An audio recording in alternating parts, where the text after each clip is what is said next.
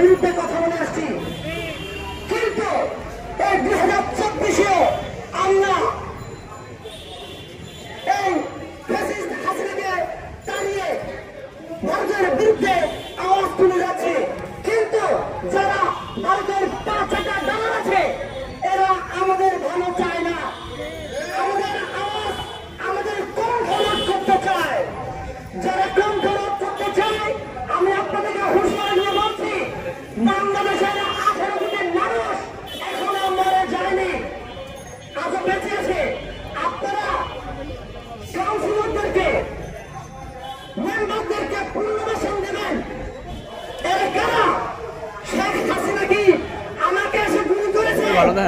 আমাদেরকে এসে গুলি করেছে? শেখ হাসিনার নির্দেশনা পালন করেছে কারা? এই কাউন্সিলররাই, এই মেম্বাররাই শেখ হাসিনার নির্দেশনা মেনে আমাদেরকে বুকে গুলি চালিয়েছে। তাহলে সেই যারা আমাদের বুকে গুলি চালিয়েছে, তাদেরকে কি আমরা পুনর্বাসন দেব? আমরা তাদের পুনর্বাসন চাই না। যারা পুনর্বাসনের চেষ্টা করছে, তারাও আওয়ামী লীগের বছর, তারাও আমরা ভারতের বছর, আমাদের বছর, আরএসএসের বছর। আপনারা সকলে জানেন, হিন্দুদেরকে নিয়ে একটা খেলা খেলার চেষ্টা করেছে, কিন্তু খেলতে পারেনি।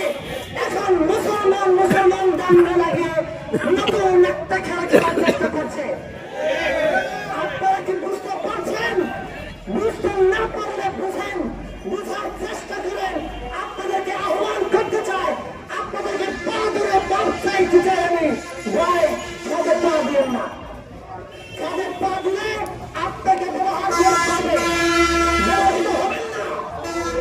কথা বলছি, আজকে এই প্রেস ক্লাবে আমি কথা বলতে গিয়েছিলাম, আমার কিছু সাংবাদিক ভাইরা আমার কাছ থেকে কিছু ভিডিও ফুটেজ দিতে চেয়েছে, কিন্তু এই প্রেস ক্লাবে নাকি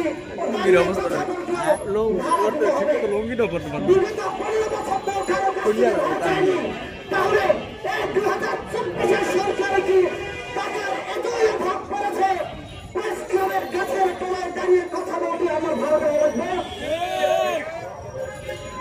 কে ইন্ধন দিচ্ছে এগুলা? আমরা জানি শেখ হাসিনাকে যে মাটা কিন্তু যারা 15 বছর না দেখেছিল, ভারতকে যারা আপন মনে করেছিল, ওরাই এই কাজগুলো করছে।